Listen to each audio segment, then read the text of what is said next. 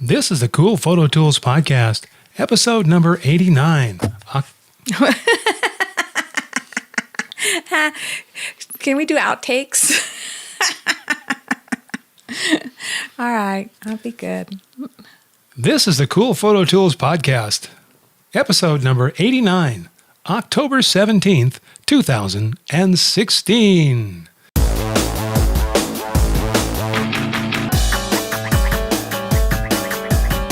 Are you sick of trying to learn all the new photo software? Are you tired of hearing about the next big thing in photography? Well, neither are we. Welcome to Cool Photo Tools with Jay Piersdorf and Rhonda Spencer. Today's program is brought to you by Skillshare. For a limited time, get 3 months of Skillshare Premium for just 99 cents. Anyone can take an online class, watch video lessons, and create projects. Over 4,000 premium classes. Go to coolphototools.com/Skillshare for your discount code. That's coolphototools.com/Skillshare. Welcome, everybody. My name is Jay Piersdorf. In the back is Rhonda Spencer. Good morning.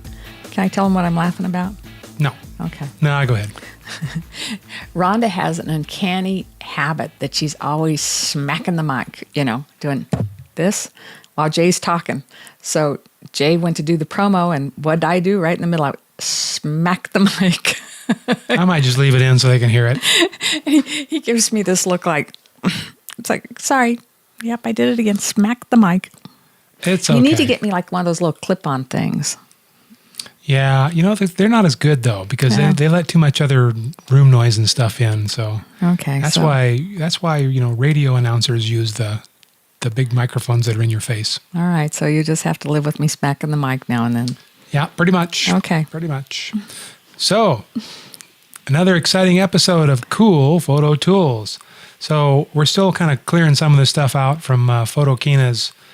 We just haven't got through a bunch of it here because they had so much. That's why they did, and it's piled higher and deeper. It is. So this is the Karma drone from GoPro. They've been talking about, oh yeah, we're going to have this. Everybody's like, oh yeah, you've been saying that, but they finally came out with it.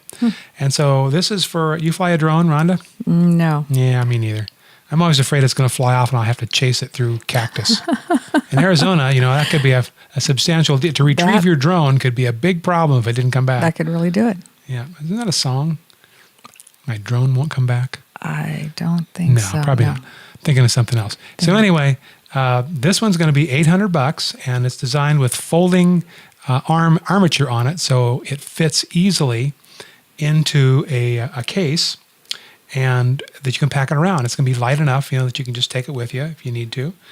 And then also, this converts into there's a little handle that you can put on the camera itself, which has a gimbal.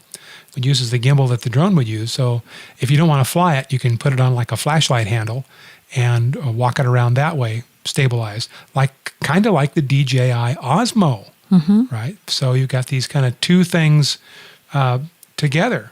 So this is a pretty cool deal. If you're looking for a drone, and supposedly it's going to be very, very easy to fly, that it's a much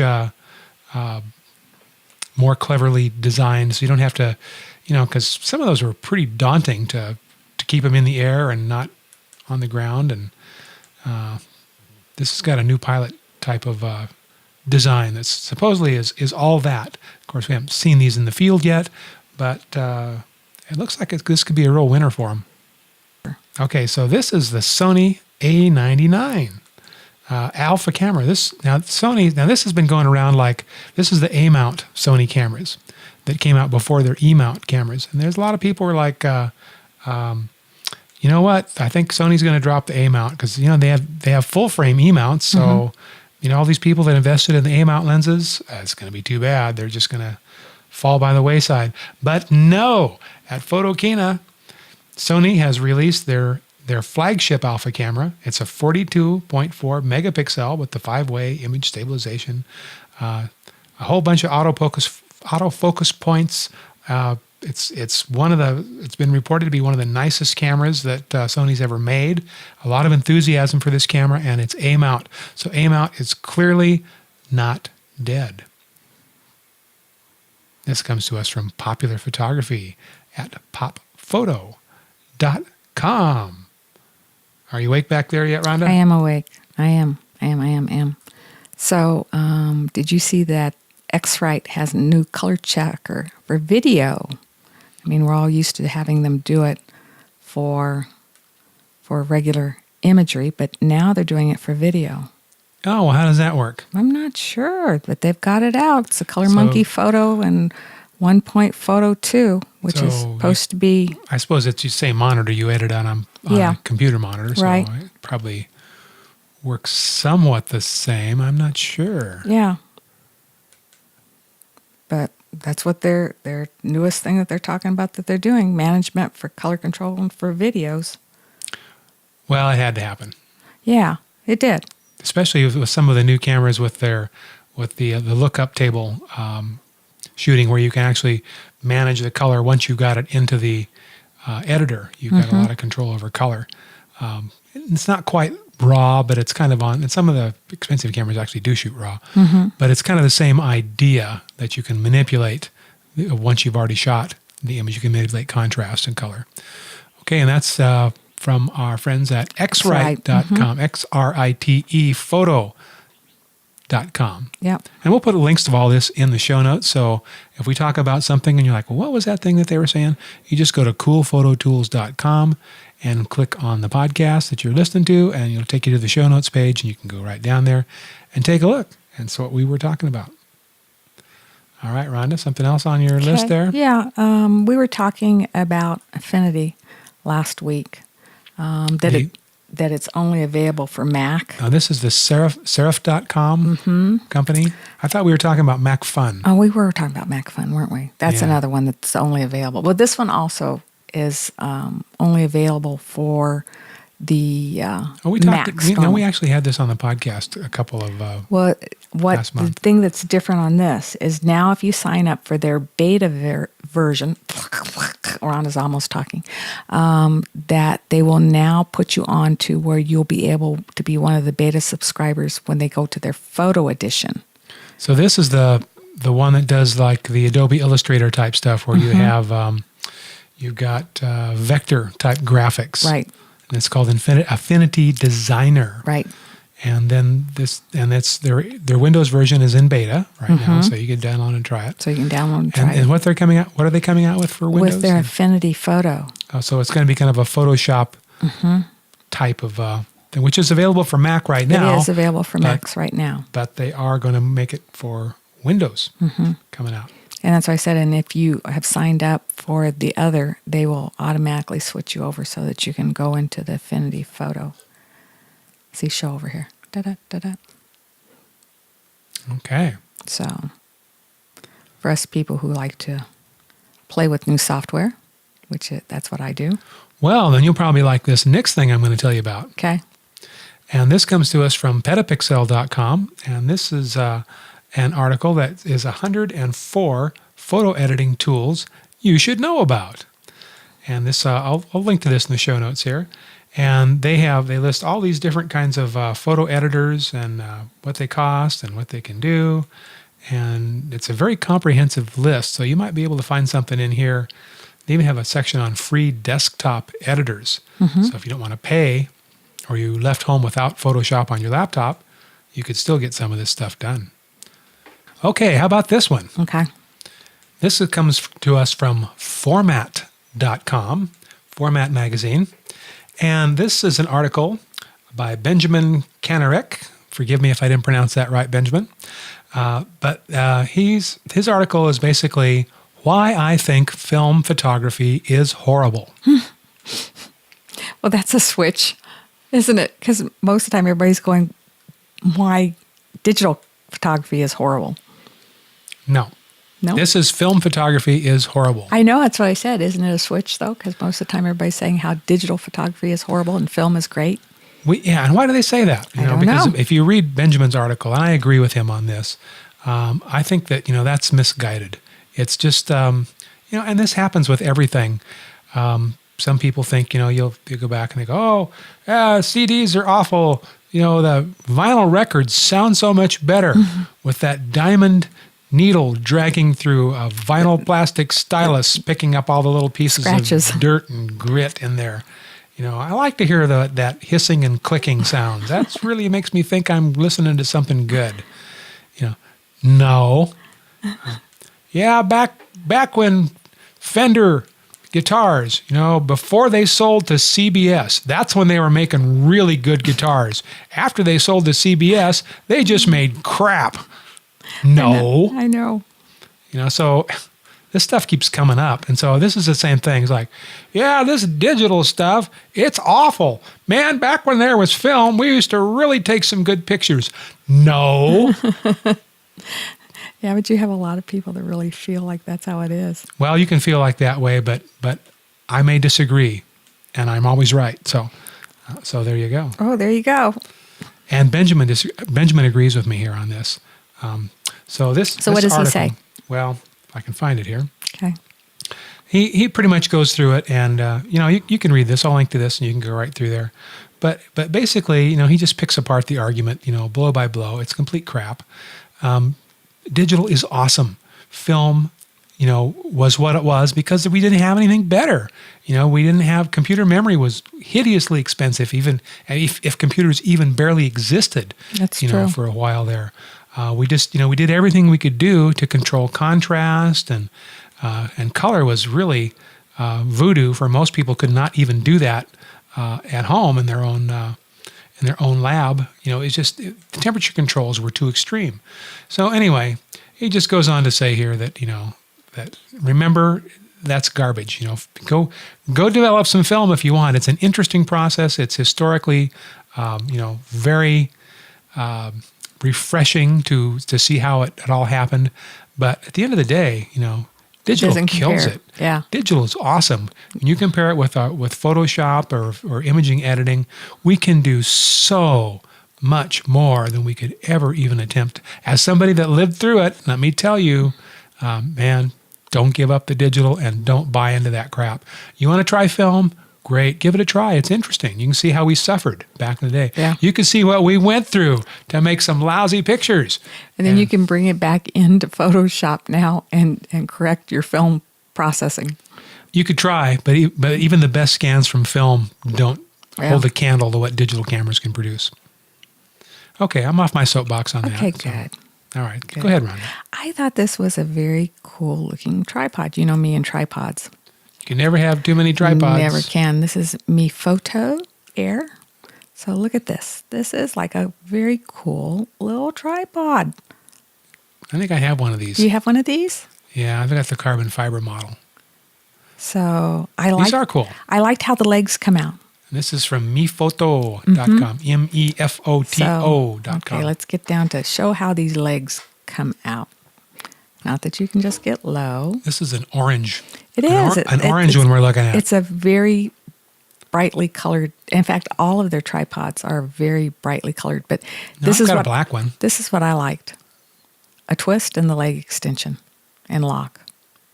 Twist, put it back up, lock. Oh, this is different than I Is have. it? Yeah, because so what happened here is that he twisted the foot and he pulled it out. All the extensions came out at one time. They twisted the foot and they all locked. So he didn't have to go, section by section and loosen or tighten it. That's pretty sweet. So it makes it very fast. Until one of them breaks, and then it's garbage. And so selfie stick setup. And on some of these you can take you take the center column out. This is what he's doing here. That's what he's doing. Yeah, and then you can turn it over, or you can flip it upside down. And you're just going to pull it out. Yeah, and some of these. And look.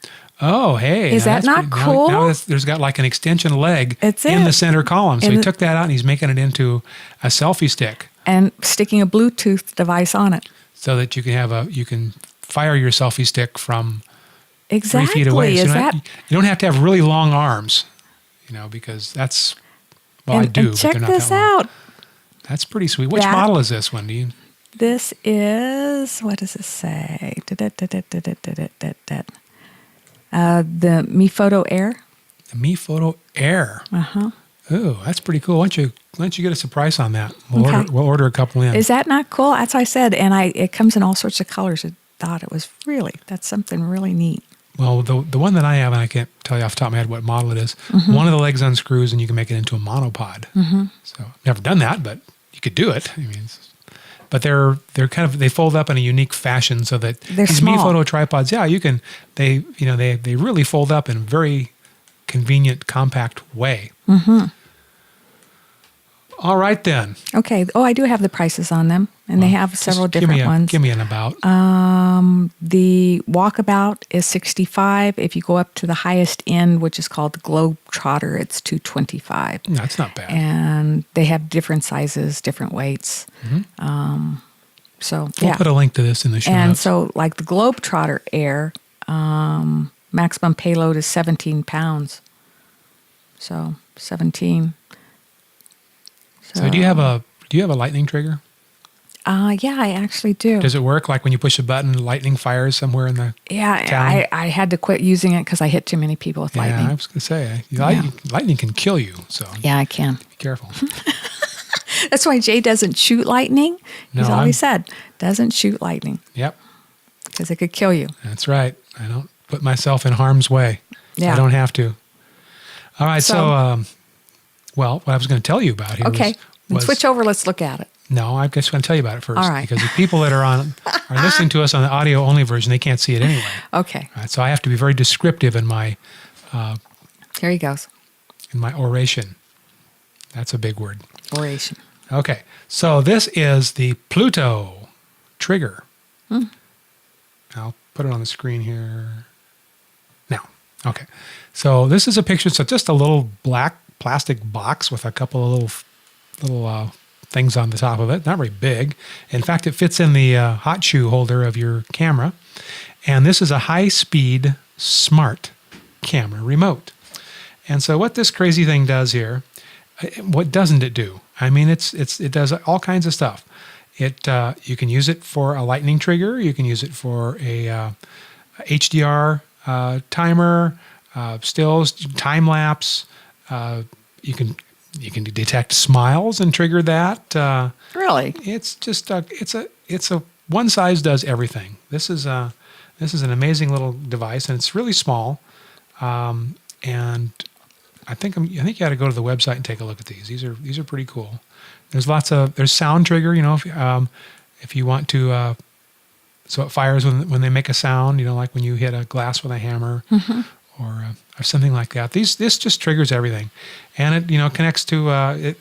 Here's a cool thing about this. If you have different kinds of cameras, you don't have to buy two of these. You can buy the cable connector. You just buy one. there and you go. the trigger itself is cheap, $120, and then you can buy these little extra camera cables that are $5 a piece. So you can adapt them to different camera models.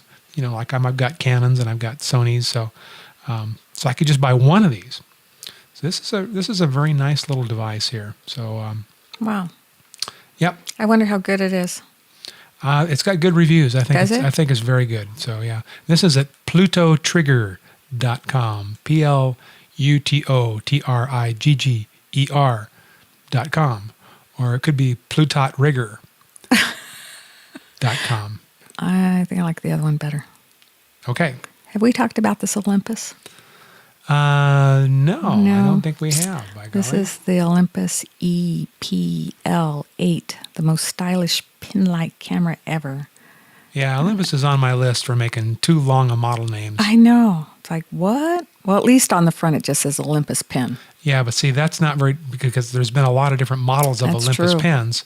So, what I suggest is you could go Olympus Pen 1, Olympus Pen 2, You think, huh? Olympus Pen 3. Yeah, it'd be very logical. You could, you would know that the higher number was the newer model. Oh, true. Yeah.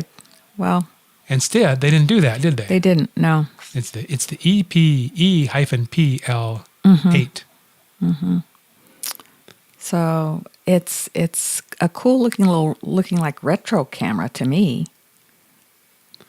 Well, yeah, and I think there's a throwback to the Film well, cameras. to the old Olympus. That's an homage to the original. It looks like a film camera. Doesn't it? Yeah, I don't know if that makes me uncomfortable. I know, but there's I a think lot- that's inappropriate for a digital camera. But it does. It looks like an old film camera to me. It does. Even looking from down. See, I would value it less money, to look like that. I'm like, okay, but I'm not paying as much for Well, it. I can tell you one thing. It doesn't have a viewfinder window. So there's... Well, then I'm not buying it. Jay's like, nuh-uh. That's just not happening. Not happening. This comes to us from The Verge. The Verge. .com. Yeah. It's talking about the Olympus E-PL8. Mm-hmm. So what do these cost? Give me a second. Let me look back on my notes. And these have interchangeable lenses too, unlike the original pens that Right. did not. And this one, I think this one's... They have different, they got orange. I Different guess colors. this is not orange. I guess it's supposed to be kind of a cowhide. copper. Cowhide. Yeah, cowhide copper. Because they used to make brown cameras back in the day when they made film cameras. Some of them were brown. And doesn't that look like... Yeah, they've pretty much gotten away from, the camera cases that were the two-piece and they clipped onto the front. Yeah. Yeah, you don't see those too much anymore. They were kind of handy, though, but then when you changed it and put a big lens on, they didn't fit anymore. So it's like, oh, we can't do that. Back when nobody had lenses, it didn't really matter. So what does it say here? I'm trying to see how many megapixels it is. Well, I'll put that link to that in the show right. notes, and everybody can get the details on that because we got to move ahead because we got a ton of stuff.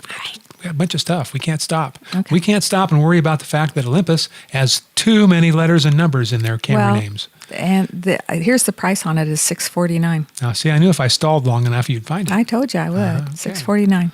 $649. That's not bad, but again, no electronic viewfinder. Yeah, that's... It's got one in the back, but all right. So here's something from Edelkrone, Edelkrone, and they make wacky stuff. It's like, is there an award for the wackiest accessory company out there? I nominate Edelkrone, and they've come up with a new wacky thing. And not that it's not useful, not that I'm not saying anything bad here.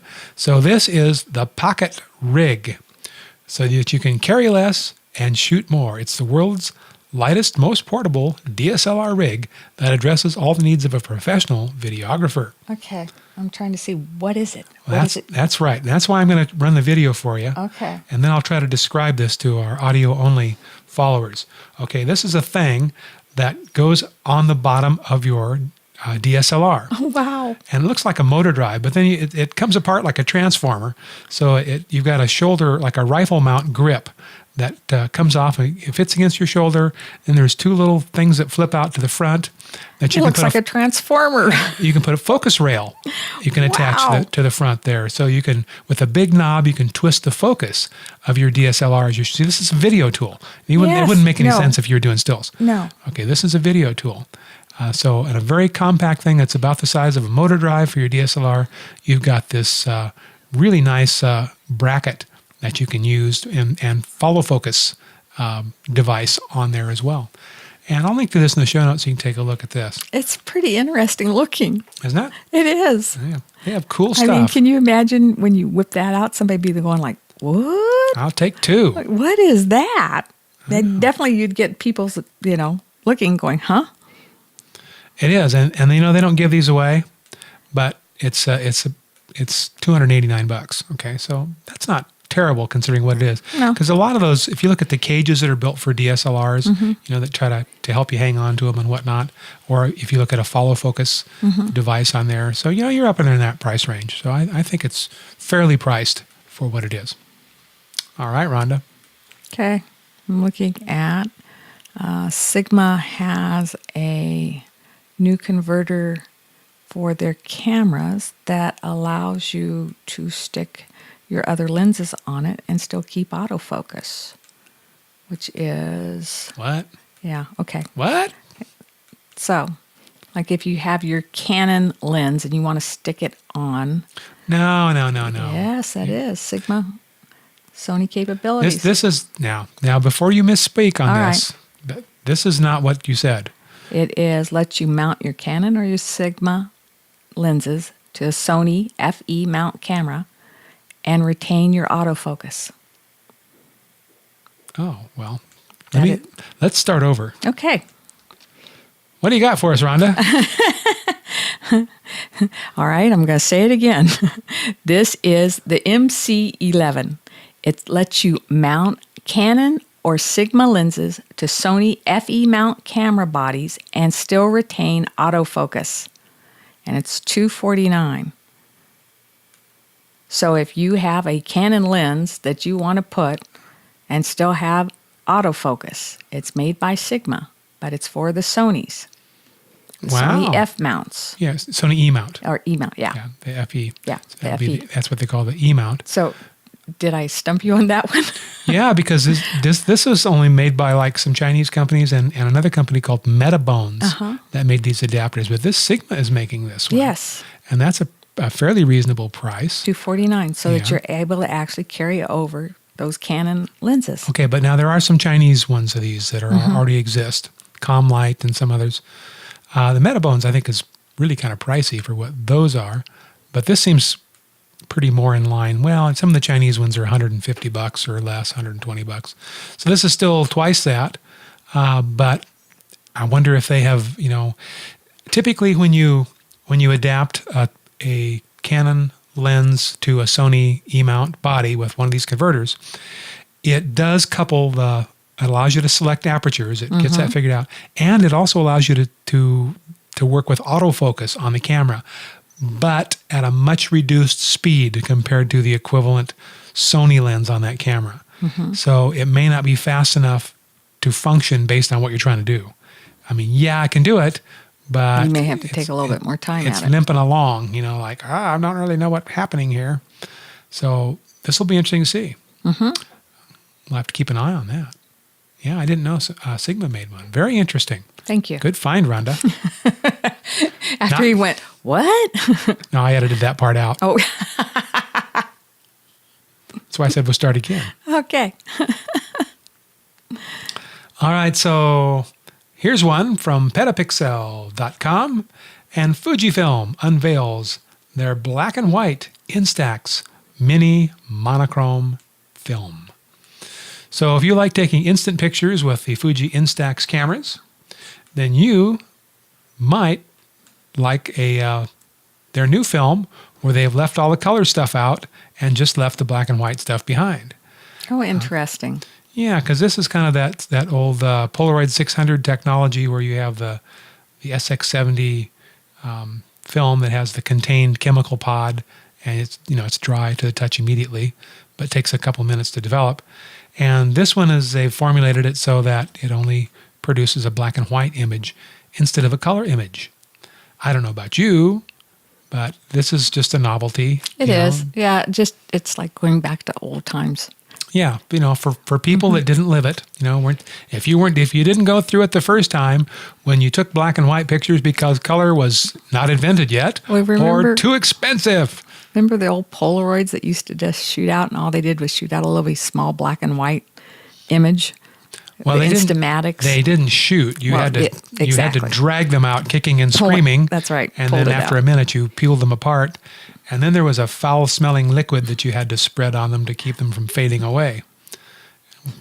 I remember that well. Yes. I think we still have in some of our archives, at my house, some of those old photos. Well, probably, yeah. They lasted. Anybody over a certain age is going to own some Polaroid pictures. Yeah. But that was at the time, that was a really fun thing to do. It's just. Well, and clearly there's still an interest, in instant must be. pictures because Fuji is cranking these out left and right. Yeah. So, what do you got next? What do I have? Well, I have a bunch of. How much time do we have? Ooh, we're getting down to the wire here. Okay. Holy cow! We're at it again here.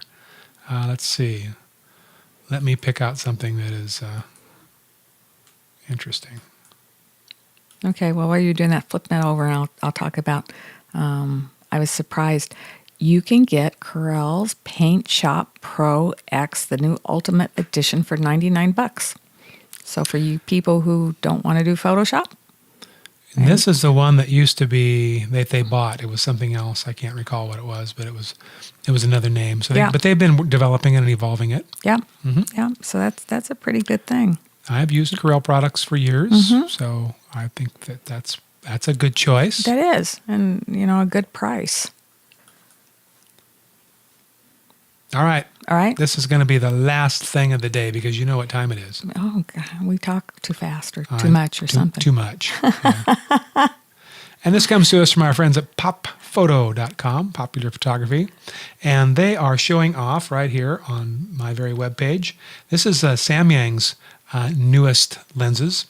There's a f1.2 and a 14 millimeter f2.4. Wait a minute, I missed something here. 85. And let's just start again with that, shall we? So Samyang, which also goes under the name Rokinon, has introduced a premium 85 millimeter f1.2 lens and a 14 millimeter f2.4. Both these are prime lenses, and these are manual focus, as is fairly typical with some of the Samyang products, but also they are usually rated at most excellent on their resolution. 85 millimeter f1.2. Yeah. That's a much big is it? honking lens. Well, I don't know. I didn't get that far yet. Because Canon's 85 is it a f point? What is it? It's a 1. That's a 1 point. Don't they make a 1.4?